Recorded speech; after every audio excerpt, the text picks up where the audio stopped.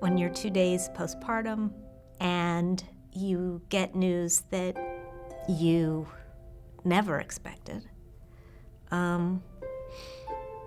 You fall apart, and then you pull yourself together because all of a sudden you're a parent and you have to take care of your kid.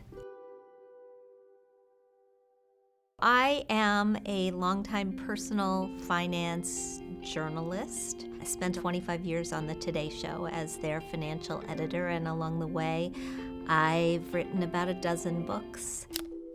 When I was pregnant with Jake, I remember going to the doctor and them commenting on how he had such a strong heartbeat, and he was born. And on day 2, his dad and I were ready to leave the hospital, and a nurse came in and she said, "You can't leave yet. He needs to see a cardiologist." He had a very problematic congenital heart defect called double outlet right ventricle. He was going to need surgery in short order in order to fix it and hopefully set him on course for a normal life. We went home and we were making plans to have this surgery in New York, and our phone rang at 10 o'clock at night, and it was a young cardiologist. He said, "You need to go to Boston because Boston is 10 years ahead of where we were at this point, and they're going to be able to fix in one surgery where we would take 2 in order to get him to the same point." And so 3 weeks later, we went to Boston Children's Hospital, which is one of the Children's Miracle Network hospitals. We felt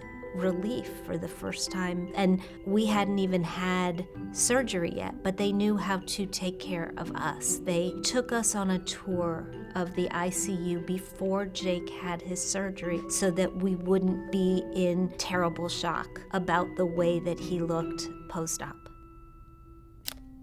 So he's had a number of surgeries and procedures along the way, but he's a 29-year-old normal man who happens to have a scar on his chest. He is one of the producers on one of the leading sports podcasts in the country, produces short-form media about sports, primarily football. This wouldn't have happened had we not gotten the exceptional care that we got during that first surgery.